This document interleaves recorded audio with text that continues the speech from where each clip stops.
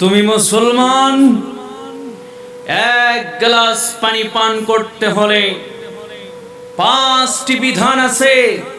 তুমি মুসলিম, তোমার একটা নীতি আছে, তোমার একটা জাত আছে। তুমি ইমানদার, তোমার একটা জাত আছে, তোমার একটা নীতি আছে। একটা পানি পান করতে গেলে, এক গ্লাস পানি পান করতে গেলে তোমার জন্য 5টি বিধান আছে যদি তুমি মুসলিম হও।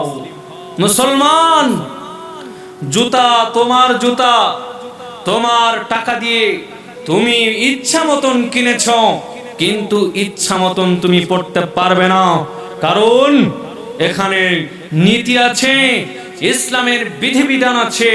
তোমার জুতা তোমার টাকা দিয়ে তুমি পছন্দ করে তোমার জুতা কিনেছ, কিন্তু তুমি ইচ্ছা মতন পড়তে পারবে না। পড়তে গেলে কি করতে হবে? আগে তোমার ডান পা দিয়ে জুতাকে পড়তে হবে, আবার খোলার সময় বাম পা আগে খুলতে হবে। এমন বিধান কিন্তু তোমার রয়েছে।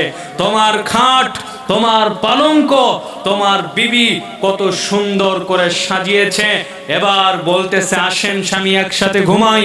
তোমার খাট, তোমার বিছানা, তোমার বিবি সব কিছু তোমার থাকার পরেও ওখানে তোমার ইচ্ছা চলবে না। ওখানেও বিধান আছে, ওখানেও বিধান আছে, ওখানে একটা নীতি আছে। তুমি মুসলিম, তুমি মুসলিম জাতি, তুমি অন্য কোনো জাতি নও। তোমাকে বিধিবিধান মেনে চলতে হবে। তুমি যখন ঘুমাবে, তোমার বিছনার মধ্যে ডান কাঁধে তোমাকে ঘুমাতে হবে।